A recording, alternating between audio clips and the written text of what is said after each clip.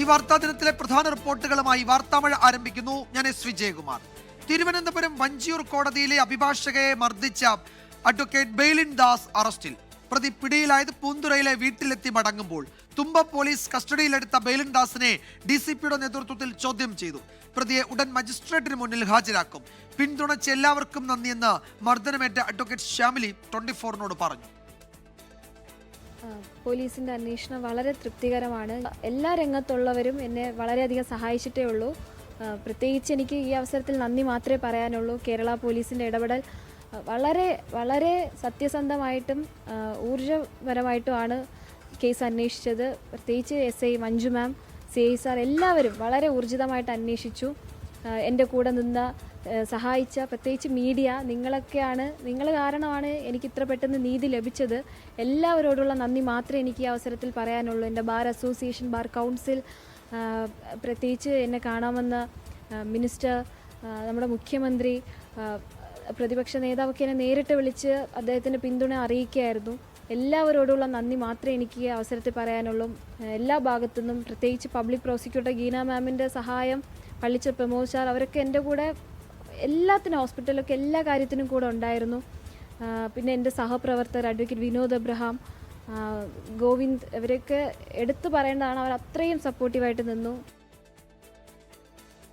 എല്ലാം കോടതിയിൽ പറയാമെന്നാണ് പ്രതി ബെയ്ലിൻ ദാസിന്റെ പ്രതികരണം. കോടതിയുടെ പരിധിയിലുള്ളൊരു കാര്യമല്ലേ, കോടതി തീരുമാനിക്കട്ടെ. ഞാനെല്ലാം കോടതിയോട് പറയാം.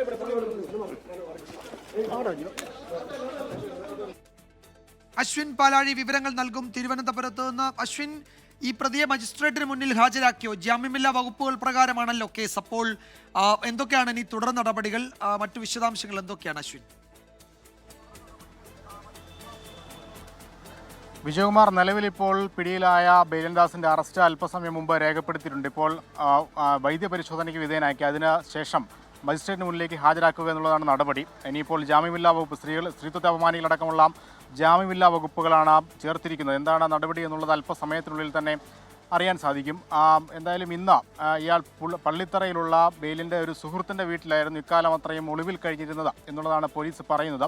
അവിടെ നിന്ന് ഇന്ന് പൂന്തുറയിലുള്ള സ്വന്തം വീട്ടിലെത്തിയ ശേഷം മറ്റൊരു ഒളിത്താവളത്തിലേക്ക് പോകാനുള്ള ശ്രമം നടത്തുന്നതിനിടെയാണ് കാറിൽ സഞ്ചരിക്കവേ ഇയാളെ പോലീസ് പിടികൂടുന്നത്. ഡ്യൂട്ടിയിലുണ്ടായിരുന്ന ഡാൻസ് ഓഫ് സംഘമാണ് ഇയാളെ കണ്ടങ്ങനെ മനസ്സിലാകുകയും ഈ വാഹനത്തിന് പിന്നാലെ ഇവർ ട്രാക്ക് ചെയ്ത് പോവുകയും ചെയ്തു. പിന്നീട് തുമ്പ പോലീസ് സ്റ്റേഷനിൽ വിവരം അറിയിക്കുകയായിരുന്നു. പോലീസാണ് ഈ വാഹനം വളഞ്ഞ ബെയ്ലിനെ കസ്റ്റഡിയിലെടുക്കുന്നത്. ഒരു സുഹൃത്തും ഉണ്ടായിരുന്നു. അപ്പോൾ ഈ രണ്ടുപേരെയും കസ്റ്റഡിയിലെടുത്തു. സ്റ്റേഷനിലെത്തി അറസ്റ്റ് രേഖപ്പെടുത്തി. എന്തായാലും സ്റ്റേഷനിലെത്തിയ ശേഷമുള്ള ബെയ്ലിൻ്റെ പ്രതികരണം അത് എല്ലാം കോടതിയിൽ പറയാമെന്നുള്ളതായിരുന്നു. കോടതിയുടെ പരിഗണനയിലിരിക്കുന്ന വിഷയങ്ങളാണ്. മറ്റൊന്നും മാധ്യമങ്ങൾക്ക് മുന്നിൽ പറയാനോ വിശദമായി ഈ കാര്യങ്ങളെക്കുറിച്ച് സംസാരിക്കാനോ അയാൾ തയ്യാറായിട്ടില്ല. എന്തായാലും അല്പസമയത്തിനുള്ളിൽ ഈ ആശുപത്രിയിൽ വൈദ്യപരിശോധന പൂർത്തിയാക്കിയ ശേഷം മജിസ്ട്രേറ്റിന് മുന്നിൽ ഹാജരാക്കും. ഇന്ന് തന്നെ മറ്റ് നടപടികൾ ഉണ്ടാകുമെന്നുള്ളതാണ് മനസ്സിലാക്കുന്നത്. ഇന്ന് ഉച്ചയോടുകൂടി ഒരു മുൻകൂർ ജാമ്യം ഒക്കെ എറണാകുളം സെഷൻസ് കോടതിയിൽ ഈ ബെയ്ലിൻ ദാസ് ഫയൽ ചെയ്യുകയും ചെയ്തിരുന്നു. അതൊക്കെ പൂർത്തിയാകുന്നതിന് മുൻപേ തന്നെ എന്തായാലും പോലീസിൻ്റെ പിടിയിലേക്ക് എത്തിയിട്ടുണ്ട്. ഇന്ന് നിർണായകമായത് ഒരു ബാങ്ക് ഇടപാടാണ്. അതായത് ഈ ഒളിവിൽ കഴിയുന്ന ബെയ്ലിൻ ദാസിൻ്റെ അക്കൗണ്ടിലേക്ക് അയാളുടെ സഹോദരൻ്റെ അക്കൗണ്ടിൽ നിന്നും ഒരു വലിയ തുക എത്തിയിരുന്നു. ഇത് പോലീസ് ട്രാക്ക് ചെയ്യുകയും ചെയ്തു. അങ്ങനെ സഹോദരനെ വിളിച്ച് ചോദ്യം ചെയ്യുകയും ചെയ്തിരുന്നു. അങ്ങനെ നിർണായക വിവരങ്ങൾ പോലീസിന് ലഭിക്കുകയും ചെയ്തു. അതിനിടയിലാണ് ഈ ഒരു കാറിൽ പൂന്തുറ ഭാഗത്ത് നിന്ന് മറ്റൊരിടത്തേക്ക് പോകുന്ന ബെയ്ലിനെ ഡാൻസ് ഓഫ് സംഘം കാണുന്നത്. എന്തായാലും ഡാൻസ് ഓഫിൻ്റെയും പോലീസിൻ്റെയും സംയുക്ത ഇടപെടലിലാണ് ഇയാളെ അറസ്റ്റ് ചെയ്തത്. മറ്റ് നടപടികൾ അല്പസമയത്തിനുള്ളിൽ തന്നെ ഉണ്ടാകും. വിജയകുമാർ. യെസ്, അശ്വിൻ പാലാഴിയാണ് വിവരങ്ങൾ നൽകിയത്. പ്രതിയെ അല്പസമയത്തിനകം മജിസ്ട്രേറ്റിന് മുന്നിൽ ഹാജരാക്കും. ഇപ്പോൾ വൈദ്യപരിശോധന തുടരുകയാണ്. വൈദ്യപരിശോധനയ്ക്ക് വിധേയനാക്കിയിട്ടുണ്ട്. ജാമ്യമില്ലാ വകുപ്പുകൾ ചുമത്തിയാണ് ഈ അഭിഭാഷകനെതിരെ കേസെടുത്തിരിക്കുന്നത്. തുടർ നടപടികൾ ഇന്ന് തന്നെ ഉണ്ടാകും. മജിസ്ട്രേറ്റിന് മുന്നിൽ ഹാജരാക്കി കസ്റ്റഡിയിൽ ആവശ്യപ്പെടുമോ അതോ റിമാൻഡ് ആവശ്യപ്പെടുമോ, പോലീസിന്റെ നീക്കങ്ങൾ എന്താണ് എന്നത് അല്പസമയത്തിനകം അറിയാം. മറ്റൊരു പ്രധാന റിപ്പോർട്ടിലേക്ക്. നെടുമ്പാശ്ശേരി നായത്തോടിൽ CISF ഉദ്യോഗസ്ഥർ കൊലപ്പെടുത്തിയ ഐവിൻ ജിജോയുടെ മരണകാരണം തലക്കേറ്റ പരുക്കെന്ന് പോസ്റ്റ്മോർട്ടം റിപ്പോർട്ട്. വാഹനം തട്ടിയതുമായി ബന്ധപ്പെട്ട തർക്കമാണ് ക്രൂര കൊലപാതകത്തിൽ കലാശിച്ചത്. CISF ഉദ്യോഗസ്ഥരായ SI വിനയ് കുമാർ, കോൺസ്റ്റബിൾ മോഹൻ എന്നിവരെ സർവീസിൽ നിന്നും സസ്പെൻഡ് ചെയ്തു. ഐവിൻ ജിജോയെ ബോണറ്റിൽ ഇടിച്ചിട്ട് 1 കിലോമീറ്ററോളം ദൂരമാണ് പ്രതികൾ കാർ ഓടിച്ചത്. തലക്കേറ്റ പരിക്കിന് പുറമെ ഐവിന്റെ ശരീരത്തിലും മർദ്ദനമേറ്റ പാടുകളുണ്ടെന്നാണ് പ്രാഥമിക പോസ്റ്റ്മോർട്ടം റിപ്പോർട്ടിലുള്ളത്. മൃതദേഹം ബന്ധുക്കൾക്ക് വിട്ടുനൽകി.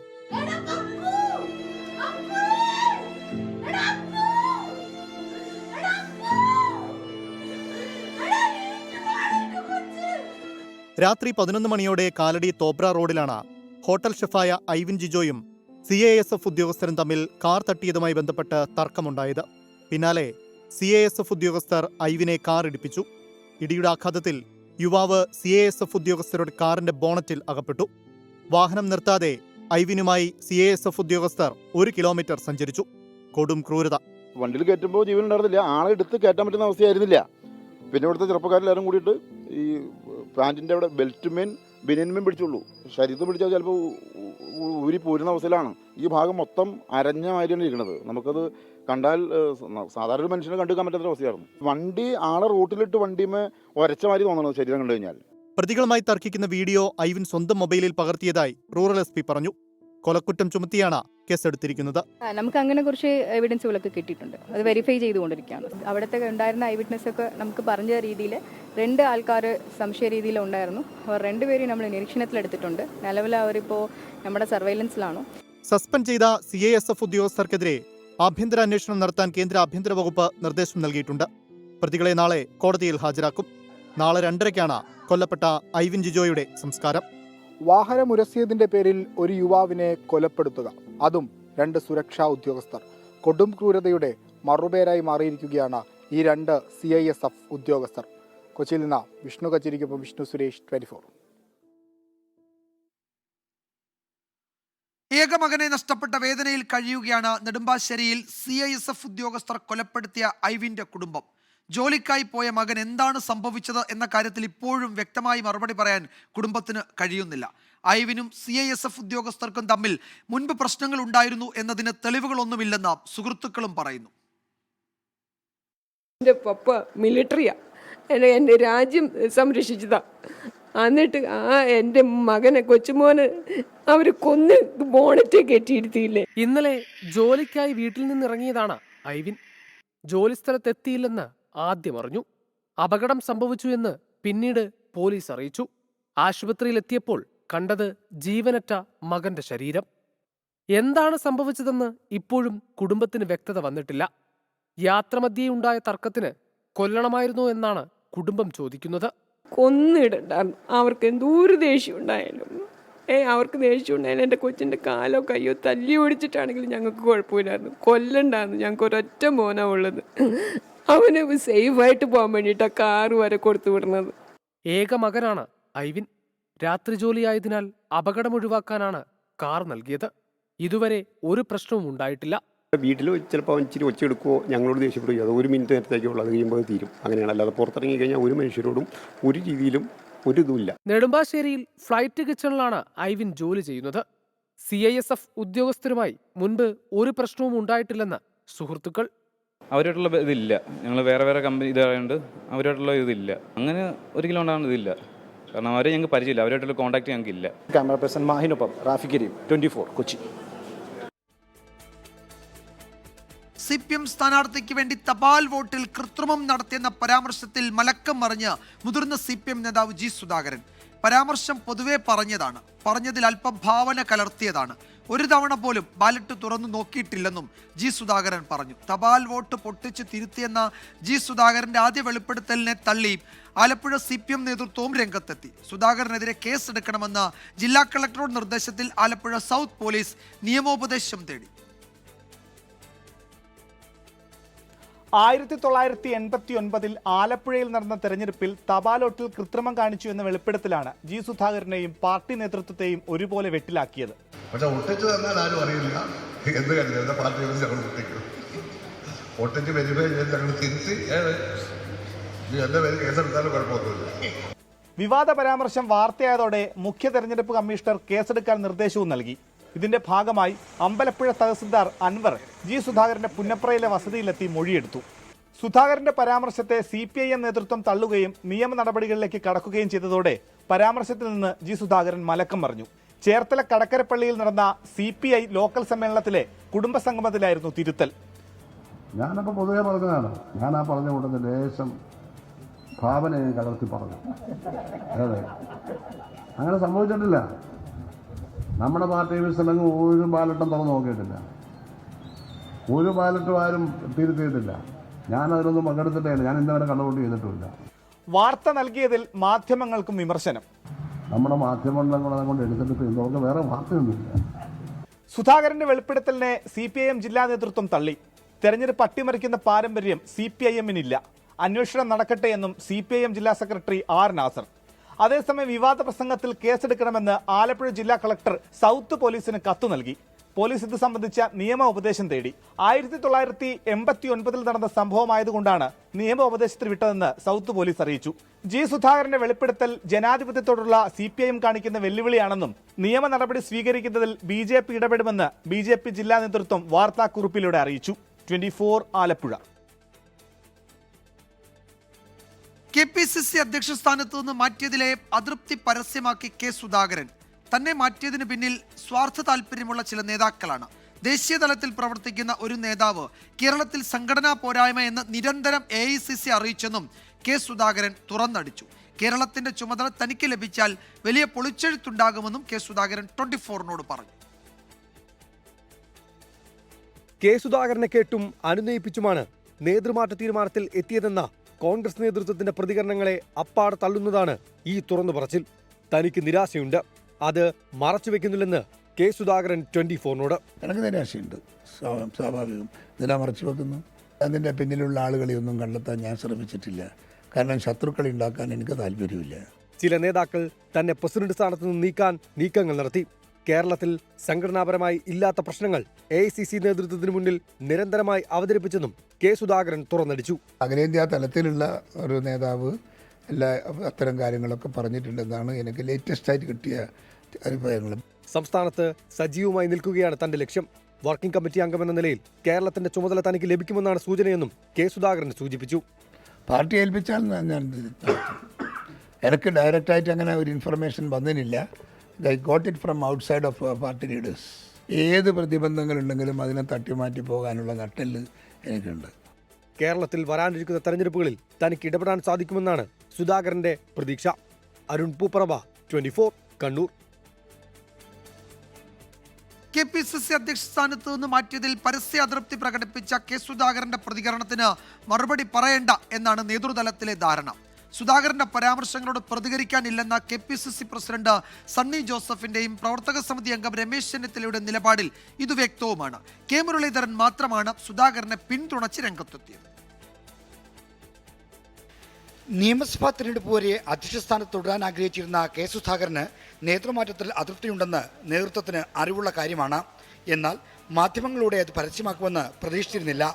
ഒറ്റക്കെട്ടായി മുന്നോട്ട് പോകണമെന്ന ഹൈക്കമാൻഡ് ആഹ്വാനമുള്ളതിനാൽ സുധാകരന് മറുപടി പറഞ്ഞ് പ്രശ്നം വഷളാക്കാൻ പുതിയ നേതൃത്വം ഉദ്ദേശിക്കുന്നില്ല. വലിയ അതൃപ്തിയില്ല. ഞാൻ വന്നതിൽ നല്ല സന്തോഷമുണ്ട്. താനാണ് വരുന്നതെങ്കിൽ ഞാൻ തലയിൽ തൊട്ട് അനുഗ്രഹിക്കുന്നു പറഞ്ഞു എന്ന് പറഞ്ഞ നല്ല വാക്കുകൾ. ഞാൻ സണ്ണി ജോസഫ് എനിക്ക് സഹോദരനാണ്, പലർക്കും അത് അറിയില്ലെങ്കിൽ സണ്ണി ജോസഫ് എനിക്ക് സഹോദരനാണെന്നാണ് K. സുധാകരൻ പറഞ്ഞത്. K. സുധാകരന്റെ പരാമർശങ്ങളോട് പ്രതികരിച്ച് പാർട്ടിയിൽ പ്രശ്നങ്ങളുണ്ടെന്ന് പ്രതിജനിപ്പിക്കാൻ മുതിർന്ന നേതാക്കളും തയ്യാറല്ല. അത്തരം കാര്യങ്ങളിലൊന്നും പരസ്യമായി പ്രതികരിക്കാൻ ഞാനില്ല. ഇന്ന് പാർട്ടി ഒറ്റക്കെട്ടായി മുന്നോട്ട് പോകേണ്ട സമയമാണ്. എന്നാൽ K. സുധാകരനെ മാറ്റുന്നതിനോട് യോജിപ്പില്ലാതിരുന്ന K. മുരളീധരൻ അദ്ദേഹത്തിന്റെ പ്രതികരണത്തെ ന്യായീകരിച്ച് രംഗത്ത് വന്നു. ഞങ്ങളൊക്കെ അന്ന് അദ്ദേഹം തുടരണം എന്ന് ഹൈക്കമാൻഡിനോട് ആവശ്യപ്പെട്ടിരുന്നു. അദ്ദേഹത്തിൻ്റെ ഇന്നത്തെ സ്റ്റേറ്റ്മെൻറ്റുകൾ ഒരിക്കലും ഒരു അച്ചടക്ക ലംഘനമായിട്ട് കാണാൻ സാധ്യമല്ല. K. സുധാകരന്റെ പരസ്യ പ്രതികരണത്തിന് പാർട്ടിക്കുള്ളിൽ നിന്ന് സ്വീകാര്യത കിട്ടാൻ സാധ്യത കുറവാണ്. എന്നാൽ KPCC തലത്തിൽ നടക്കുന്ന അഴിച്ചുപണിയുടെ താളം തെറ്റിക്കാൻ ചില നേതാക്കൾ സുധാകരനെ മുൻനിർത്തി നടത്തുന്ന നീക്കമായാണ് പുതിയ സംഭവവികാസങ്ങളെ നേതൃത്വം നിരീക്ഷിക്കുന്നത്. 24 തിരുവനന്തപുരം. കോഴിക്കോട് പൊതുമരാമത്ത് വകുപ്പിൽ ലക്ഷങ്ങളുടെ തട്ടിപ്പ്. 2 ഉദ്യോഗസ്ഥരെ സസ്പെൻഡ് ചെയ്തു. കൊയിലാണ്ടി PWD ബിൽഡിംഗ് സബ് ഡിവിഷനിലാണ് ഈ തട്ടിപ്പ് കണ്ടെത്തിയത്. Senior clerk Neethu Balakrishnan, head clerk Khadeeja NK എന്നിവർക്കെതിരെയാണ് നടപടി. 16 ലക്ഷം രൂപയുടെ തട്ടിപ്പ് നടന്നു എന്നാണ് കണ്ടെത്തൽ. മിഥില ബാലൻ വിവരങ്ങൾ നൽകും കോഴിക്കോട്ട് നിന്ന്. മിഥില, ഈ തട്ടിപ്പ് ആരാണ് കണ്ടെത്തിയത്? വിജിലൻസ് നടത്തിയ പരിശോധനയിലാണോ അതോ വകുപ്പ് തല പരിശോധനയിലാണോ? എങ്ങനെയാണ് ഇത്രയും ലക്ഷം രൂപയുടെ ക്രമക്കേട് ഇവർ നടത്തിയത്? 2 ഉദ്യോഗസ്ഥരെ ഉള്ളോ അതോ അതിന് പിന്നിൽ മറ്റൊരു സംഘം ഉണ്ടാകുമോ? വിജയകുമാർ, വകുപ്പ് തല അന്വേഷണമാണ് ഇതുമായി ബന്ധപ്പെട്ട് നടന്നത്. കരാറുകാർക്ക് ലഭിക്കേണ്ട പണം കൃത്യമായി ലഭിച്ചില്ല. അങ്ങനെ കരാറുകാർ ഈ ഒരു പരാതിയുമായി ഉന്നതാധികാരികളെ സമീപിക്കുകയായിരുന്നു. അങ്ങനെ നടത്തിയ അന്വേഷണത്തിലാണ് കരാറുകാർക്ക് നൽകേണ്ട പണം ഈ നീതു തൻ്റെ അക്കൗണ്ടിലേക്ക് നൽകിയതായി കണ്ടെത്തിയിട്ടുണ്ടായിരുന്നത്. ആദ്യം കൊയിലാണ്ടി കെട്ടിട ഉപവിഭാഗം അസിസ്റ്റന്റ് എക്സിക്യൂട്ടീവ് എഞ്ചിനീയർ ആയിരുന്നു ഇതുമായി ബന്ധപ്പെട്ട ഒരു അന്വേഷണം നടത്തിയത്. അദ്ദേഹം നടത്തിയ റിപ്പോർട്ടിൽ ഇത്തരത്തിൽ നീതുവിൻ്റെ ഭാഗത്തും ഗുരുതരമായ ക്രമക്കേട് ഉണ്ടായി എന്ന് കണ്ടെത്തി. പക്ഷേ ഒന്നുകൂടി വ്യക്തതയ്ക്ക് വേണ്ടി വീണ്ടും ഒരു അന്വേഷണം കോഴിക്കോട് കെട്ടിട വിഭാഗം എക്സിക്യൂട്ടീവ് എഞ്ചിനീയർ നടത്തി. അദ്ദേഹം നടത്തിയ അന്വേഷണത്തിലും ഇത്തരത്തിലുള്ള ക്രമക്കേട് കണ്ടെത്തുകയും ഗുരുതരമായ ഒരു അനാസ്ഥ അല്ലെങ്കിൽ ഗുരുതരമായ ഒരു ക്രമക്കേട് നീതുവിൻ്റെ ഭാഗത്തുണ്ടായി എന്ന് കണ്ടെത്തുകയും ചെയ്തു. അതിൻ്റെ അടിസ്ഥാനത്തിലാണ് നീതുവിനെ സസ്പെൻഡ് ചെയ്തത്. ഖദീജയ്ക്കെതിരെ ഇത്തരത്തിൽ ഒരു കരാറുകാർക്ക് സമർപ്പിക്കേണ്ട ബില്ലുകൾ കൃത്യമായി പരിശോധിച്ചില്ല. ആ പരിശോധനയിൽ പിഴവ് സംഭവിച്ചു എന്ന കാര്യം ചുമത്തിയാണ് ഖദീജയും സസ്പെൻഡ് ചെയ്തിട്ടുള്ളത്. ഏകദേശം 16 ലക്ഷം രൂപയുടെ ഒരു ക്രമക്കേടാണ് ഇപ്പോൾ നിലവിൽ കണ്ടെത്തിയിട്ടിരിക്കുന്നത്. മാത്രമല്ല 6 കരാറുകാർക്കാണ് ഇത്തരത്തിൽ പണം ലഭിക്കാതിരുന്നത്. ഈ 6 കരാറുകാരാണ് ഈ പരാതിയുമായി ഉന്നതാധികാരികളെ സമീപിച്ചത്. ആ ഒരു പരാതിയുടെ അടിസ്ഥാനത്തിൽ നടത്തിയ വകുപ്പ് തല അന്വേഷണത്തിലാണ് ഇത്തരത്തിലുള്ള ക്രമക്കേട് കണ്ടെത്തുകയും ഈ 2 ഉദ്യോഗസ്ഥരെ സസ്പെൻഡ് ചെയ്യുകയും ചെയ്തിട്ടുള്ളത്. മാത്രമല്ല ഇതിൽ കൂടുതൽ അന്വേഷണം നടക്കും. മറ്റാർക്കെങ്കിലും ഇതിൽ പങ്കുണ്ട് എന്നതുൾപ്പെടെയുള്ള കാര്യങ്ങൾ വരും ദിവസങ്ങളിലും അന്വേഷിക്കും എന്നുമാണ് അറിയാൻ കഴിഞ്ഞിട്ടുള്ളത്. വിജയകുമാർ. 16 ലക്ഷം രൂപയുടെ തട്ടിപ്പ് നടന്നു എന്നാണ് കണ്ടെത്തിയിരിക്കുന്നത്. 2 ഉദ്യോഗസ്ഥർക്കെതിരെയാണ് നടപടി. ഒരുപക്ഷെ കൂടുതൽ ഉദ്യോഗസ്ഥരുണ്ടോ എന്നതൊക്കെ വകുപ്പ് തല പരിശോധനയിൽ കണ്ടെത്താനിരിക്കുന്ന കാര്യങ്ങളാണ്. ഇപ്പോൾ ഒരു പ്രധാനപ്പെട്ട വിവരം വരുന്നത് പത്തനംതിട്ടയിൽ കോഴഞ്ചേരി അവിടെ പാലം പണിക്ക് മെറ്റലുമായി വന്ന ലോറി പമ്പയാറിലേക്ക് മറിഞ്ഞു, പമ്പയാറിലേക്ക് താണു. ആ ദൃശ്യങ്ങളാണ് നമ്മൾ കാണുന്നത്. മന്ത്രി വീണ ജോർജ് അവിടെ എത്തിയിട്ടുണ്ട്. ലോറി ഉയർത്താൻ നടപടി നിർദ്ദേശം നൽകിയിട്ടുണ്ട് മന്ത്രി. അവിടെ മണ്ണ് മാറ്റി, അതിലെ മണ്ണൊക്കെ മാറ്റി ലോറി ഉയർത്താനാണ് ശ്രമിക്കുന്നത്.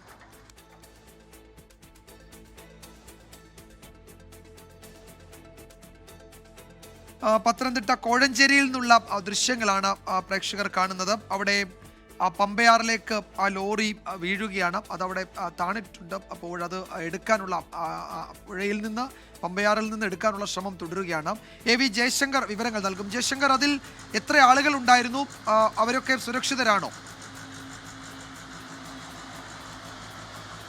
അതായത് വിജയകുമാർ, വൈകിട്ടോട് കൂടിയാണ് ഇത്തരത്തിൽ ഈ പാലം പണിക്ക് മെറ്റലുമായി എത്തിയ ലോറി പമ്പയാറിൽ കുടുങ്ങുന്ന ഒരു സാഹചര്യം ഉണ്ടായത്. ഡ്രൈവറും ക്ലീനറുമായിരുന്നു ഉണ്ടായിരുന്നത്. അവർ എന്തായാലും രക്ഷപ്പെട്ടിട്ടുണ്ട്. ഈ ലോറിയുടെ ഒരു ഭാഗം പൂർണ്ണമായി ഇപ്പോഴും ആറിൽ കുടുങ്ങിക്കിടക്കുന്ന ഒരു സാഹചര്യമാണ് ഉള്ളത്. മെറ്റലുമായാണ് ഈ ലോറി ഇങ്ങോട്ട് എത്തിയത്. പാലം പണി അതിവേഗത്തിൽ പൂർത്തിയാക്കണമെന്ന മന്ത്രിയുടെ നിർദ്ദേശം ഉണ്ടായിരുന്നു. അതിൻ്റെ അടിസ്ഥാനത്തിൽ മെറ്റലുമായി എത്തിയ ലോറിയാണ് ഇത്തരത്തിൽ ഈ പുഴയിൽ കുടുങ്ങുന്ന ഒരു സാഹചര്യം ഉണ്ടായത്. എന്തായാലും വലിയ തോതിൽ ഭാരമുള്ള വാഹനമാണ്, അതുകൊണ്ട് തന്നെ ഉയർത്താൻ വലിയ പാടാണ്. എന്തായാലും രാത്രി ഏറെ വൈകിയും മന്ത്രി വീണ ജോർജ് ഈ സ്ഥലം സന്ദർശിക്കുന്നുണ്ട്. എന്തായാലും വാഹനം ഉയർത്താൻ ഹിറ്റാച്ചി ഉൾപ്പെടെ എത്തിച്ച് മണ്ണ് മാറ്റി ഈ വാഹനം ഉയർത്താനുള്ള ഒരു ശ്രമമാണ് ഇപ്പോൾ ഇവിടെ നടന്നുകൊണ്ടിരിക്കുന്നത്. വലിയ മഴയാണ്, അതുകൊണ്ട് തന്നെ ഈ പമ്പയാറിലെ വെള്ളത്തിൽ ഉൾപ്പെടെ വലിയ തോതിൽ വർധനവ് ഉണ്ടായിട്ടുണ്ട്. അങ്ങനെ ഒരു പ്രതികൂല സാഹചര്യമുണ്ട്. ഫയർഫോഴ്സ് ഉൾപ്പെടെ സ്ഥലത്തുണ്ട്. അങ്ങനെ ആദ്യം JCB ഉപയോഗിച്ചുകൊണ്ട് മണ്ണിട്ട് ഈ വാഹനം ഉയർത്താനുള്ളൊരു ശ്രമം നടന്നു. അത് പരാജയപ്പെട്ടു. ഇപ്പോൾ ഹിറ്റാച്ചി കൂടി ഇങ്ങോട്ടേക്ക് കൊണ്ടുവന്നിട്ടുണ്ട്. അങ്ങനെ വാഹനം ഉയർത്താനുള്ളൊരു ശ്രമമാണ് ഇപ്പോൾ നടക്കുന്നത്. ഈ ജോലിയുടെ ഭാഗമായാണ് ഈ ലോറി പ്രത്യേകം മണ്ണിട്ട് നിർമ്മിച്ച പാതയിലോടുകൂടി ഇങ്ങോട്ട് എത്തുന്നത്. പിന്നീട് മഴയൊക്കെ വന്നൊരു ഘട്ടത്തിലാണ് വാഹനം കുടുങ്ങുന്ന സാഹചര്യം, പമ്പാ നദിക്ക് കുറുകെ കുടുങ്ങുന്ന ഒരു സാഹചര്യം ഉണ്ടായത്. ഒരു ഭാഗം അങ്ങോട്ട് താഴുകയായിരുന്നു. അതിൻ്റെ ദൃശ്യങ്ങൾ കൂടുതൽ നമുക്ക് എത്തിക്കാം. എന്തായാലും വലിയൊരു ഈ വണ്ടി ഉയർത്താനുള്ളൊരു ശ്രമം ഇവിടെ നടക്കുന്നു. രാത്രി ഏറെ വൈകിയും മഴയത്ത് മന്ത്രി വീണ ജോർജ് ഈ സംഭവ സ്ഥലത്തുണ്ട്. അരമണിക്കൂറിലധികമായി മന്ത്രി ഇവിടെ നിൽക്കുന്നു എന്നാണ് നമ്മൾ മനസ്സിലാക്കുന്നത്. എന്തായാലും നമുക്ക് കൂടുതൽ കാര്യങ്ങൾ മന്ത്രിയോട് തന്നെ ചോദിക്കാം. വിജയകുമാർ, മിനിസ്റ്ററെ, ഇത് എപ്പോഴായിരുന്നു സംഭവം? ഇങ്ങനെ ഇങ്ങോട്ട് രാത്രിയൊക്കെ ഇങ്ങനെ മഴയൊക്കെയാണ്, പ്രതികൂല കാലാവസ്ഥയിലും വരുന്നു. കോഴഞ്ചേരി പാലത്തിൻ്റെ അവസാന സ്പാനാണ് വെക്കാനായിട്ടുള്ളത്, നദിയിലേത്. ബാക്കി എല്ലാ സ്പാനുകളും കഴിഞ്ഞിട്ടുണ്ട്. അപ്പം ഈ മഴക്കാലത്തിന് മുൻപ് അവിടെ അതിന് വേണ്ടിയിട്ടുള്ള ക്രമീകരണങ്ങൾ ചെയ്യേണ്ടതായിട്ടുണ്ട്. അപ്പോൾ യുദ്ധകാല അടിസ്ഥാനത്തിൽ ഇവിടെ പ്രവർത്തനങ്ങൾ നടക്കുകയാണ്. അപ്പോൾ അവിടേക്ക് പോകണമെങ്കിൽ, കാരണം പുഴയുടെ മധ്യഭാഗത്തുള്ള സ്പാനാണ്. ഇനിയിപ്പോൾ 27-ാം തീയതി മൺസൂൺ മഴക്കാലം തുടങ്ങാനായിട്ട് പോവാം. അപ്പോൾ അതുകൊണ്ട് എല്ലാ സംവിധാനങ്ങളും ഒരുമിച്ച് ഇവിടെ പ്രവർത്തിച്ചുകൊണ്ട് വെള്ളം ക്രമീകരിച്ചിട്ട് അവിടെ ഈ ക്രിബ് എടുത്ത് അവിടെ വെച്ചിട്ട് വേണം നമുക്കവിടെ മറ്റ് കമ്പി കെട്ടുന്നതും മറ്റ് തട്ടടിക്കുന്നതും ഒക്കെ ചെയ്യാനായിട്ട്. അപ്പോൾ അതിൻ്റെ പ്രവർത്തനങ്ങൾ നടക്കുമ്പോഴാണ്, അങ്ങനെ ഇന്ന് കുറേ വർക്ക് ഇവിടെ ഉണ്ടായിരുന്നു. അങ്ങനെ ഏതാണ്ട് 5:30 ആയപ്പോഴാണ് ഈ ഒരു ലോറി. ഇപ്പോൾ ഇനി എത്ര പെട്ടെന്ന് ഉയർത്താൻ സാധിക്കുന്നത്?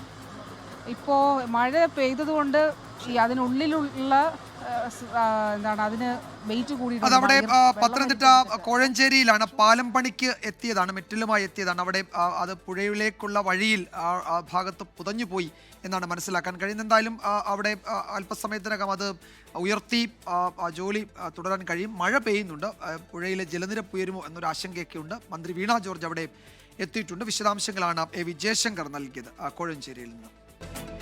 വാർത്താമഴയിലേക്ക് വീണ്ടും സ്വാഗതം. ജമ്മു കാശ്മീരിൽ ഭീകരർക്ക് കനത്ത തിരിച്ചടി നൽകി സുരക്ഷാ സേന. ത്രാലിൽ നടന്ന ഏറ്റുമുട്ടലിൽ 3 ജെയ്ഷെ മുഹമ്മദ് ഭീകരരെ സുരക്ഷാ സേന വധിച്ചു. പഹൽഗാം ഭീകരർക്ക് സഹായം നൽകിയ പ്രാദേശിക ഭീകരൻ ആസിഫ് ഷെയ്ഖ് അടക്കം 3 പേരെയാണ് സുരക്ഷാ സേന വധിച്ചത്. തെക്കൻ കശ്മീരിലെ ത്രാലിലെ നദേർ ഗ്രാമത്തിൽ വനമേഖലയോട് ചേർന്നുള്ള വീട്ടിൽ ഭീകരർ ഒളിച്ചിരിക്കുന്നുണ്ടെന്ന രഹസ്യവിവരത്തിന്റെ അടിസ്ഥാനത്തിലാണ് സുരക്ഷാ സേന പ്രദേശം വളഞ്ഞത്. പുലർച്ചെ 4 മണിയോടെ ആരംഭിച്ച ഏറ്റുമുട്ടൽ 8 മണിക്കൂർ നീണ്ടു. ഡ്രോൺ ഉപയോഗിച്ച് ഭീകരരെ കണ്ടെത്തിയ ശേഷമാണ് സുരക്ഷാ സേന വധിച്ചത്.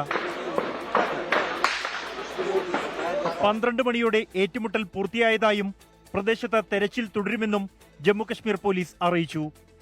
Some body of terrorists which are neutralized is cited. Their identity and affiliation is still to be ascertained because we are in the mode of sanitizing the area and further concluding that operation. പഹൽഗാമിൽ ആക്രമണം നടത്തിയ ഭീകരരെ സഹായിച്ച ആസിഫ് ഷെയ്ഖ്, യാവർ അഹമ്മദ് ഭട്ട്, അമീർ നാസർ വാണി എന്നിവരാണ് കൊല്ലപ്പെട്ടത്. ജെയ്ഷെ മുഹമ്മദിനായി ആക്രമണ പദ്ധതികൾ ആസൂത്രണം ചെയ്യുന്ന ചുമതലയായിരുന്നു ആസിഫ് ഷെയ്ഖിനെന്ന് സുരക്ഷാ സേന കണ്ടെത്തി. പഹൽഗാം ഭീകരാക്രമണത്തിന് പിന്നാലെ ഇയാളുടെ ത്രാലിലെ വീട് സുരക്ഷാ സേന തകർത്തിരുന്നു. ചൊവ്വാഴ്ച ഷോപ്പിയാനിലെ കെല്ലറിൽ നടന്ന ഏറ്റുമുട്ടലിൽ 3 ലഷ്കർ ഇ തൊയ്ബ ഭീകരരെ സുരക്ഷാ സേന വധിച്ചിരുന്നു. പഹൽഗാം ആക്രമണത്തിന് ശേഷം പുറത്തിറക്കിയ 14 പ്രാദേശിക ഭീകരരുടെ പട്ടികയിൽ ഉൾപ്പെട്ടവരാണ് 6 ഭീകരരും. 48 മണിക്കൂറിനകം 6 ഭീകരവാദികളെ വധിക്കാൻ കഴിഞ്ഞത് സുരക്ഷാ സേനയെ സംബന്ധിച്ചിടത്തോളം വലിയ നേട്ടമാണ്. താഴ്വരയിൽ നിന്നും പ്രാദേശിക ഭീകരവാദത്തെ തുടച്ചു നീക്കാനുള്ള നടപടികൾ തുടരുമെന്നാണ് സുരക്ഷാ സേന വ്യക്തമാക്കുന്നത്. ത്രാലിൽ നിന്നും ജോഗേഷ് സിംഗിനൊപ്പം ബൽറാം നെടുങ്ങാടി, 24. സിന്ധു നദീജല കരാർ മരവിപ്പിച്ചത് ചർച്ച ചെയ്യണമെന്നാവശ്യപ്പെട്ട് പാകിസ്ഥാൻ അയച്ച കത്ത് നിരസിച്ച് ഇന്ത്യ. ഭീകരവാദം അവസാനിപ്പിക്കാതെ തീരുമാനം പുനഃപരിശോധിക്കാനാവില്ലെന്ന് വിദേശകാര്യമന്ത്രി എസ് ജയശങ്കർ വ്യക്തമാക്കി. ഓപ്പറേഷൻ സിന്ദൂറിലൂടെ ഉദ്ദേശിച്ച ലക്ഷ്യം നേടിയെന്നും വെടിനിർത്തലിന് പിന്നിൽ അമേരിക്കയുടെ മധ്യസ്ഥതയില്ലെന്നും ജയശങ്കർ ആവർത്തിച്ചു. സിന്ധു നദീജല കരാർ മരവിപ്പിച്ച വിഷയം ചർച്ച ചെയ്യണമെന്നാവശ്യപ്പെട്ട് പാകിസ്ഥാൻ ജലവിഭവ വകുപ്പ് മന്ത്രാലയമാണ് ഇന്ത്യക്ക് കത്തയച്ചത്. പഹൽഗാം ഭീകരാക്രമണത്തിന് പിന്നാലെ കഴിഞ്ഞ ഏപ്രിൽ 23 ചേർന്ന സുരക്ഷാ കാര്യങ്ങൾക്കുള്ള കേന്ദ്ര ക്യാബിനറ്റാണ് കരാർ മരവിപ്പിച്ചത്. എന്നാൽ തീരുമാനം പുനഃപരിശോധിക്കേണ്ടതില്ലെന്ന നിലപാടിൽ ഉറച്ചു നിൽക്കുകയാണ് കേന്ദ്രം. അതിർത്തി കടന്നുള്ള ഭീകരത വിശ്വസനീയമായ വിധം അവസാനിപ്പിക്കുന്നതുവരെ തീരുമാനം മാറ്റില്ലെന്ന് വിദേശകാര്യമന്ത്രി S Jaishankar. The Indus Waters Treaty is held in abeyance and will be continued to be held in abeyance until cross-border terrorism by Pakistan is credibly and irrevocably stopped. Operation സിന്ദൂറിലൂടെ ഭീകര ക്യാമ്പുകളാണ് രാജ്യം തകർത്തത്.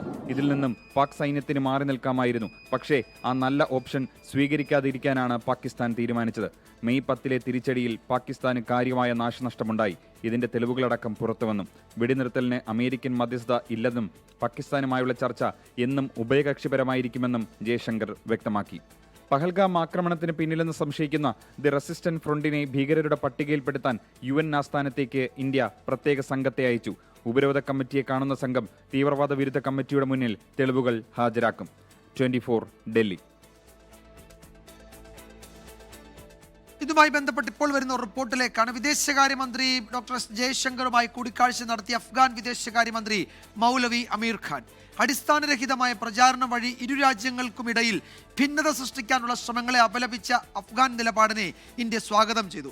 അഫ്ഗാൻ ജനതയുടെ വികസന ആവശ്യങ്ങൾക്ക് തുടർന്നും ഇന്ത്യ പിന്തുണ നൽകുമെന്നും ജയശങ്കർ എക്സിൽ കുറിച്ചു. അജീഷ് ജയകുമാർ ഡൽഹിയിൽ നിന്ന് വിശദാംശങ്ങൾ നൽകും. അജീഷ്, ഈ ഇന്ത്യ പാകിസ്ഥാൻ അതിർത്തി സംഘർഷത്തിനിടയിൽ പഹൽഗാം ഭീകരാക്രമണത്തിന് പിന്നാലെ ഇന്ത്യ അയച്ച മിസൈല് അഫ്ഗാനിസ്ഥാനിൽ വീണു എന്നൊക്കെയുള്ള ആരോപണം പാകിസ്ഥാൻ ഉയർത്തിയ സമയത്ത് അങ്ങനെ ഉണ്ടായിട്ടില്ല എന്ന് തന്നെയല്ല, യഥാർത്ഥ ശത്രുവിനെയും മിത്രങ്ങളെയും ഞങ്ങൾക്ക് തിരിച്ചറിയാൻ കഴിയും, ആരാണ് അതിർത്തി മറികടക്കുന്നതെന്ന് ലോകം കാണുന്നുണ്ട് എന്നൊക്കെ അഫ്ഗാൻ വിദേശകാര്യ മന്ത്രാലയം അറിയിച്ചിരുന്നു. അത് വലിയൊരു പിന്തുണയായിരുന്നു ആ ഘട്ടത്തിൽ ഇന്ത്യക്ക് ലഭിച്ചത്. അതിനായിരിക്കാം ഒരു പക്ഷേ ഇപ്പോൾ അഫ്ഗാൻ ജനതയുടെ വികസന സ്വപ്നങ്ങൾക്ക് തുടർന്നും ഇന്ത്യ പിന്തുണ നൽകും. അതുപോലെ തന്നെ ഈ ആശയക്കുഴപ്പം സൃഷ്ടിക്കാനുള്ള ശ്രമങ്ങളെ അപലപിച്ച് അഫ്ഗാൻ നിലപാടിനെ സ്വാഗതം ചെയ്യുന്നു തുടങ്ങിയ പരാമർശങ്ങൾ ഈ ഘട്ടത്തിൽ എസ് ജയശങ്കർ കുറിച്ചിരിക്കുന്നത് അല്ലേ? വിജയകുമാർ, അങ്ങനെയാണ്. കുറച്ച് ദിവസങ്ങൾക്ക് മുൻപായിരുന്നു അഫ്ഗാനിസ്ഥാന്റെ മണ്ണിൽ ഇന്ത്യ മിസൈൽ അയച്ചെന്നുള്ള ഒരു ആരോപണം പാകിസ്ഥാൻ ഉന്നയിച്ചതിനെ തൊട്ട് പിന്നാലെ തന്നെ അഫ്ഗാനിസ്ഥാന്റെ വിദേശകാര്യമന്ത്രി ഇത് അടിസ്ഥാനരഹിതമാണെന്ന് പറയുകയും ചെയ്തു. എന്നാലും പാകിസ്ഥാനും അഫ്ഗാനിസ്ഥാനും ഇടയിൽ ഈ താലിബാൻ സർക്കാരിനും ഇടയിൽ വളരെ ഭിന്നത വലിയ രീതിയിൽ രൂക്ഷമാകുന്ന ഒരു അവസരത്തിലാണ് ഇന്ത്യയുടെ ഭാഗത്തു നിന്ന് ഇത്തരത്തിലൊരു നീക്കമുണ്ടായിരിക്കുന്നത്. താലിബാന്റെ വിദേശകാര്യ മന്ത്രിയാണ് എസ് ജയശങ്കർ ഫോണിൽ വിളിച്ചത്. പഹൽഗാം ആക്രമണം അപലപിച്ചതിന് താലിബാൻ വിദേശകാര്യമന്ത്രി അമീർ ഖാൻ മുത്തലാഖിക്ക് ജയശങ്കർ നന്ദി അറിയിച്ചിട്ടുണ്ട്. അഫ്ഗാനിസ്ഥാനും ഇന്ത്യക്കുമിടയിൽ ഭിന്നതയുണ്ടാക്കാനുള്ള ചിലരുടെ നീക്കം പരാജയപ്പെട്ടെന്നും ജയശങ്കർ പറഞ്ഞു. ഇതാദ്യമായാണ് വിദേശകാര്യ മന്ത്രിതലത്തിൽ ഇന്ത്യയും താലിബാൻ ഭരണകൂടമായ അഫ്ഗാനിസ്ഥാനും തമ്മിലൊരു ബന്ധപ്പെടുന്നത് ഫോണിൽ. വിദേശകാര്യമന്ത്രി മൗലവി അമീർ ഖാനാണ് ഇന്ത്യൻ വിദേശകാര്യമന്ത്രി എസ് ജയശങ്കറുമായി സംസാരിച്ചത്. അതുപോലെ വളരെ പ്രധാനപ്പെട്ട ചില പ്രസ്താവനകൾ അതിനുശേഷം വിദേശകാര്യമന്ത്രി എസ് ജയശങ്കറിന്റെ ഭാഗത്തുനിന്നുണ്ടായിരിക്കുകയാണ്. ഈ സമയത്ത് ഇരു രാജ്യങ്ങൾക്കുമിടയിൽ ഭിന്നത സൃഷ്ടിക്കാനുള്ള ശ്രമങ്ങൾ അഫ്ഗാനിസ്ഥാൻ അപലപിച്ചു, അതിനെ സ്വാഗതം ചെയ്യുകയാണ് എന്ന് ജയശങ്കർ വ്യക്തമാക്കി. അജീഷ് ജയകുമാറാണ് വിവരങ്ങൾ നൽകിയത്. പാകിസ്ഥാന് പിന്തുണ പ്രഖ്യാപിച്ച തുർക്കിക്കെതിരെ നടപടി കടുപ്പിച്ച് ഇന്ത്യ. തുർക്കി ഗ്രൗണ്ട് ഹാൻഡിംഗ് കമ്പനിക്ക് ഇന്ത്യയിലെ വിമാനത്താവളങ്ങളിൽ വിലക്കേർപ്പെടുത്തി. അതിനിടെ JNUവിന് പിന്നാലെ ജാമിയ മില്ലിയ സർവകലാശാലയും തുർക്കിയിലെ എല്ലാ വിദ്യാഭ്യാസ സ്ഥാപനങ്ങളുമായുള്ള സഹകരണം അവസാനിപ്പിച്ചു. പാകിസ്ഥാന് പിന്തുണ നൽകുന്ന തുർക്കിക്കെതിരെ കടുത്ത നടപടി തുടരുകയാണ് കേന്ദ്രം. തുർക്കി ആസ്ഥാനമായി പ്രവർത്തിക്കുന്ന ഗ്രൗണ്ട് ഹാൻഡ്ലിംഗ് കമ്പനിയായ ജലബി എയർപോർട്ട് സർവീസസിനാണ് ഇന്ത്യയിലെ വിമാനത്താവളങ്ങളിൽ വിലക്കേർപ്പെടുത്തിയത്. ജലബി എയർപോർട്ട്സിന്റെ സെക്യൂരിറ്റി ക്ലിയറൻസ് ആണ് കേന്ദ്ര സർക്കാർ റദ്ദാക്കിയത്. ദേശസുരക്ഷ മുൻനിർത്തിയാണ് കമ്പനിക്ക് നൽകിയ സെക്യൂരിറ്റി ക്ലിയറൻസ് റദ്ദാക്കുന്നതെന്ന് Bureau of Civil Aviation Security joint director Sunil Yadav പുറത്തിറക്കിയ ഉത്തരവിൽ വ്യക്തമാക്കി. മുംബൈ, ഡൽഹി, ഹൈദരാബാദ്, കൊച്ചി, ചെന്നൈ തുടങ്ങിയ ഇന്ത്യയിലെ പ്രധാന വിമാനത്താവളങ്ങളിലെല്ലാം ഗ്രൗണ്ട് ഹാൻഡ്ലിംഗ് ഓപ്പറേഷൻ ചെയ്യുന്ന പ്രമുഖ കമ്പനിയാണ് ജലബി എയർപോർട്ട് സർവീസസ്. അതിനിടെ തുർക്കിയിലെ വിദ്യാഭ്യാസ സ്ഥാപനങ്ങളുമായുള്ള സഹകരണം കൂടുതൽ സർവകലാശാലകളും അവസാനിപ്പിച്ചു. തുർക്കിയിൽ അഫിലിയേറ്റ് ചെയ്ത സ്ഥാപനങ്ങളുമായുള്ള ധാരണാപത്രം ഒഴിവാക്കിയതായി ജാമിയ മിലിയ പ്രൊഫസർ സൈമ സയ്യിദ് വ്യക്തമാക്കി. JNU സർവകലാശാലയും തുർക്കിയിലെ ഇനോനു സർവകലാശാലയുമായുള്ള എഗ്രിമെന്റ് റദ്ദാക്കിയിരുന്നു. തുർക്കി, അസർബൈജാൻ എന്നീ രാജ്യങ്ങളിലേക്ക് ഇന്ത്യയിൽ നിന്നും വിനോദസഞ്ചാരത്തിനായി പോകരുതെന്ന ബോയ്ക്കോട്ട് ക്യാമ്പയിനിങ്ങും രാജ്യത്ത് നടക്കുകയാണ്. 24 ഡൽഹി. കേണൽ സോഫിയ ഖുറേഷിക്കെതിരായ പരാമർശത്തിൽ മധ്യപ്രദേശ് BJP മന്ത്രി വിജയ് ഷായ്ക്കെതിരെ രജിസ്റ്റർ ചെയ്ത FIR ദുർബലമെന്ന് ഹൈക്കോടതി. ഭരണഘടനാ പദവി വഹിക്കുന്നവർ ഉത്തരവാദിത്വത്തോടെ പെരുമാറണമെന്ന് നേരത്തെ സുപ്രീം കോടതി വ്യക്തമാക്കിയിരുന്നു. വിവാദ പരാമർശത്തിൽ വിജയ് ഷായ്ക്കെതിരെ BJP ഇതുവരെ നടപടിയെടുത്തിട്ടില്ല. മധ്യപ്രദേശ് ഹൈക്കോടതി നിർദ്ദേശപ്രകാരമാണ് വിജയ് ഷായ്ക്കെതിരെ FIR രജിസ്റ്റർ ചെയ്തത്. കേസ് ഇന്ന് ഹൈക്കോടതി പരിഗണിച്ചപ്പോൾ FIR പരിശോധിച്ചു. FIRൽ നിരവധി പോരായ്മകൾ ഉണ്ടെന്ന് ഹൈക്കോടതി. മന്ത്രി നടത്തിയ കുറ്റകൃത്യം എന്താണെന്നത് FIRൽ വിവരിച്ചിട്ടില്ല. FIR രജിസ്റ്റർ ചെയ്ത രീതി പരിശോധിക്കുമ്പോൾ പോലീസ് നീതിപൂർവം അന്വേഷണം നടത്തുമെന്ന ആത്മവിശ്വാസമില്ലെന്നും കോടതി പറഞ്ഞു. മന്ത്രി വിജയ് ഷായ്ക്കെതിരായ അന്വേഷണം നിരീക്ഷിക്കുമെന്ന് മധ്യപ്രദേശ് ഹൈക്കോടതി അറിയിച്ചു. FIRനെതിരെ സുപ്രീം കോടതിയിൽ നൽകിയ ഹർജിയിലും വിജയ് ഷായ്ക്കെതിരെ വിമർശനമുണ്ടായി. ഭരണഘടനാ പദവിയിൽ ഇരിക്കുന്നവർ ഉത്തരവാദിത്വത്തോടെ പെരുമാറണമെന്ന് സുപ്രീം കോടതി നിർദ്ദേശിച്ചു. രാജ്യം ഇത്തരമൊരു സാഹചര്യത്തിലൂടെ കടന്നു പോകുമ്പോൾ പറയുന്നതിന്റെ അർത്ഥമെന്തെന്ന് സ്വയം മനസ്സിലാക്കാൻ പഠിക്കണമെന്നും സുപ്രീം കോടതി പറഞ്ഞു. വിഷയം മാധ്യമങ്ങൾ വളച്ചൊടിച്ചു എന്നായിരുന്നു വിജയ് ഷാ കോടതിയിൽ പറഞ്ഞത്. ഹർജി നാളെ സുപ്രീം കോടതി പരിഗണിക്കും. ജാമ്യമില്ലാ വകുപ്പുകൾ ചേർത്താണ് വിജയ് ഷായ്ക്കെതിരെ പോലീസ് കേസ് രജിസ്റ്റർ ചെയ്തത്. 24 ഡൽഹി. കേന്ദ്ര നേതൃത്വം താക്കീത് ചെയ്തെന്ന വാർത്ത തള്ളി കോൺഗ്രസ് പ്രവർത്തക സമിതി അംഗം ഡോക്ടർ ശശി തരൂർ MP. വ്യക്തിപരമായ അഭിപ്രായമാണ് പറഞ്ഞത്. താൻ പാർട്ടി വക്താവല്ല, സർക്കാരിന് വേണ്ടിയുമല്ല സംസാരിച്ചത്. പാർട്ടി ആവശ്യപ്പെട്ടാൽ വ്യക്തത വരുത്തുമെന്നും തരൂർ വിശദീകരിച്ചു. ഒരു 2 മണിക്കൂർ 15 മിനിറ്റ് മീറ്റിംഗ് നടന്ന സമയത്ത് എന്നെക്കുറിച്ചോ എന്നോടോ ഒരു സാധനം ആരും പറഞ്ഞിട്ടില്ല. പാർട്ടിയുടെ വഴിക്ക് എൻ്റെ ഒരു കമ്മ്യൂണിക്കേഷനിലെ ഒരു എഴുത്തുമില്ല, ഒരു വാർത്തയുമില്ല, എന്നോട് നേരിട്ട് പറഞ്ഞിട്ടില്ല. അപ്പം ഞാൻ എന്താ പറയേണ്ടത്? എവിഡൻസ് വേണ്ടേ? വല്ല എഴുത്തുണ്ടോ? എന്നോട് എൻ്റെ അറിവിൽ എൻ്റെ സാന്നിധ്യത്തിലുണ്ടായിട്ടില്ല. പാർട്ടിക്ക് വേണ്ടിയിട്ടല്ല, ഞാൻ പാർട്ടിയുടെ വക്താവല്ല. ഇതുവരെ ആ സ്ഥാനമില്ലാത്ത കാരണം ഞാൻ സംസാരിക്കുമ്പോഴേ ഒരു തെറ്റിദ്ധാരണ വേണ്ട. ഞാൻ ഒരു വ്യക്തിയായിട്ടാണ് സംസാരിക്കുന്നത്, ഒരു ഭാരതീയനായിട്ടാണ് സംസാരിക്കുന്നത്. ഈ വിഷയങ്ങളിൽ വിദേശകാര്യത്തെക്കുറിച്ച് കുറച്ച് അറിയുന്ന കാരണമാണ് ആൾക്കാർ എന്നോട് വന്ന് ചോദ്യം ചോദിക്കുന്നത്. അല്ലെങ്കിൽ എൻ്റെ അഭിപ്രായത്തിൽ വില പ്രസക്തി ഇല്ലെങ്കിൽ ആരും ചോദിക്കില്ലല്ലോ. ചോദിച്ചപ്പോൾ ഞാൻ എൻ്റെ അഭിപ്രായം പറഞ്ഞു. ഞാൻ നമ്മുടെ പാർട്ടിക്ക് വേണ്ടിയുമല്ല സംസാരിച്ച്, നമ്മുടെ സർക്കാരിന് വേണ്ടിയിട്ടുമല്ല സംസാരിച്ച്, ഞാൻ എൻ്റെ അഭിപ്രായം ചോദിച്ചതിന് എൻ്റെ അഭിപ്രായം പറഞ്ഞു. ഇപ്പോൾ വരുന്ന റിപ്പോർട്ടിലേക്ക്. തിരുവനന്തപുരം മഞ്ചൂർ കോടതിയിലെ അഭിഭാഷകയെ മർദ്ദിച്ച കേസിൽ അറസ്റ്റിലായ അഡ്വക്കേറ്റ് ബെയിലിൻ ദാസിനെ ഇന്ന് മജിസ്ട്രേറ്റിന് മുന്നിൽ ഹാജരാക്കില്ല. പ്രതിയെ നാളെ തുറന്ന കോടതിയിലാണ് ഹാജരാക്കുന്നത്. അശ്വിൻ പാലാഴി ഒരിക്കൽ കൂടി ചേരുന്നു തിരുവനന്തപുരത്ത് നിന്ന്. അശ്വിൻ, നേരത്തെ വൈദ്യപരിശോധന പൂർത്തിയാക്കി മജിസ്ട്രേറ്റിന് മുന്നിലേക്ക് കൊണ്ടുപോകുമെന്നായിരുന്നു കേട്ടിരുന്നത്. എന്തുകൊണ്ടാണ് നാളെ ഓപ്പൺ കോർട്ടിൽ പ്രതിയെ ഹാജരാക്കാം എന്ന് തീരുമാനിച്ചത്? വിജയകുമാർ, ഇന്ന് 7:30 കൂടിയാണ് ഇയാളെ അറസ്റ്റ് ചെയ്ത് നടപടികളെല്ലാം പൂർത്തിയാക്കി വഞ്ചൂർ പോലീസ് സ്റ്റേഷനിലേക്ക് എത്തിച്ചത്. അതിനുശേഷം നീണ്ട ഒരു ചോദ്യം ചെയ്യലുണ്ടായിരുന്നു. തിരുവനന്തപുരം DCP നകുൽ രാജേന്ദ്ര ദേശ്മുഖിന്റെ നേതൃത്വത്തിൽ വിശദമായ ചോദ്യം ചെയ്യലാണ് നടന്നത്. ഈ ചോദ്യം ചെയ്യലിൽ എന്താണ് സംഭവിച്ചതെന്നടക്കമുള്ള കാര്യങ്ങൾ ഇയാൾ വിശദമായി തന്നെ പറയുകയും ചെയ്തു. അത് ഇവർ തമ്മിലുള്ള ഒരു തൊഴിൽ തർക്കത്തിന്റെ ഭാഗമാണ് എന്നുള്ളതാണ് പറയുന്നത്. മനഃപൂർവ്വമായ ഒരു അതിക്രമം തൻ്റെ ഭാഗത്തുനിന്ന് ഈ പെൺകുട്ടിക്കെതിരെ ഉണ്ടായിട്ടില്ല എന്നുള്ളതാണ് പറയുന്നത്. എന്തായാലും അതുമായി ബന്ധപ്പെട്ട വിശദമായ ചോദ്യം ചെയ്യൽ പൂർത്തിയാക്കി വൈദ്യപരിശോധനയ്ക്ക് ഹാജരാക്കിയിരുന്നു. അവിടെ മറ്റ് പ്രശ്നങ്ങളൊന്നുമില്ല എന്ന് കണ്ടെത്തി.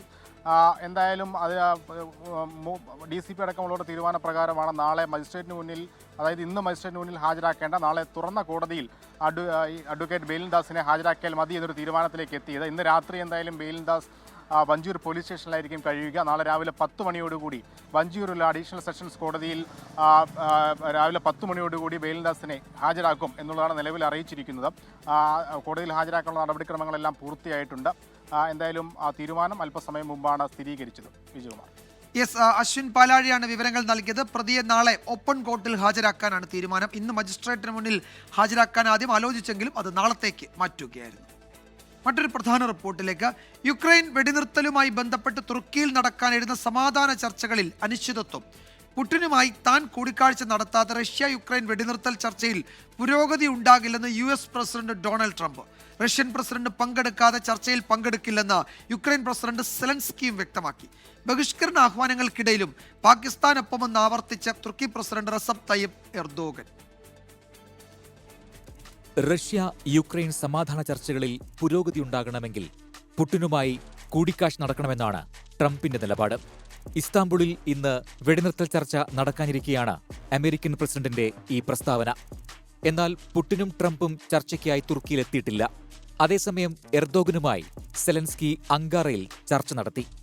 റഷ്യ യുക്രൈൻ പ്രതിനിധികൾ വെടിനിർത്തൽ ചർച്ചകൾക്കായി തുർക്കിയിലെത്തിയെങ്കിലും ചർച്ച എപ്പോൾ തുടങ്ങുമെന്നോ ആരെല്ലാം പങ്കെടുക്കുമോ എന്നതിൽ സ്ഥിരീകരണമുണ്ടായിട്ടില്ല. പുടിൻ പങ്കെടുക്കാതെ ചർച്ചയിൽ നേരിട്ട് പങ്കെടുക്കില്ലെന്ന നിലപാടിലാണ് സെലൻസ്കി. ഇന്ത്യ പാക് സംഘർഷത്തിൽ പാകിസ്ഥാനെ പിന്തുണച്ചതിനെ തുടർന്ന് ഉയർന്നുവന്ന ബഹിഷ്കരണ ആഹ്വാനങ്ങൾക്കിടയിലും പാകിസ്ഥാനൊപ്പം നിൽക്കുകയാണ് തുർക്കി പ്രസിഡന്റ് എർദോഗൻ. പാകിസ്ഥാൻ തുർക്കിയുടെ സഹോദര രാഷ്ട്രം. നല്ല കാലത്തും കെട്ടകാലത്തും പാകിസ്ഥാനൊപ്പം നിൽക്കുമെന്ന് എർദോഗൻ ആവർത്തിച്ചു. സംഘർഷം രൂക്ഷമായപ്പോഴും പാകിസ്ഥാനെ പിന്തുണച്ച തുർക്കിക്കെതിരെ ഇന്ത്യൻ പൗരന്മാരിൽ നിന്നും വ്യവസായികളിൽ നിന്നും വലിയ പ്രതിഷേധമുയർന്നിരുന്നു. പാക് സ്പോൺസർഷിപ്പിൽ പ്രചാരണം നടത്തിയെന്ന് കണ്ടെത്തിയതിനെ തുടർന്ന് തുർക്കി പബ്ലിക് ബ്രോഡ്കാസ്റ്ററായ TRT വേൾഡിന് ഇന്ത്യയിൽ ഏർപ്പെടുത്തിയ വിലക്ക് പിന്നീട് ഇന്ത്യ പിൻവലിച്ചിരുന്നു. International desk 24. പ്രകോപന ഫേസ്ബുക്ക് പോസ്റ്റുമായി ഡിവൈഎഫ്ഐ കണ്ണൂർ ജില്ലാ സെക്രട്ടറി സരിൻ ശശി. ധീരജിനെ കുത്തിയ കത്തി കൈവശമുള്ളവർ ഓർക്കുക. പുഷ്പചക്രം സംസ്കരിച്ച പദമാണ്, റീത്താണ് യഥാർത്ഥ വാക്ക്. ഞങ്ങളുടെ ആത്മസംയമനം ഞങ്ങളുടെ ദൗർബല്യമല്ല. ധീരജിനെ കുത്തിയ കത്തിയുമായി വരുന്നവർക്ക് പുഷ്പചക്രം ഒരുക്കി വെക്കുമെന്ന് CPM ജില്ലാ സെക്രട്ടറി KK രാഗേഷ് നേരത്തെ പ്രതികരിച്ചിരുന്നു. അരുൺ പൂപ്പറമ്പ വിവരങ്ങൾ നൽകും കണ്ണൂരിൽ നിന്ന്. അരുൺ, എന്താണ് ഈ അഡ്വക്കേറ്റ് സരിൻ ശശി ഇപ്പോൾ സമൂഹ മാധ്യമങ്ങളിൽ വ്യക്തമാക്കുന്നത്?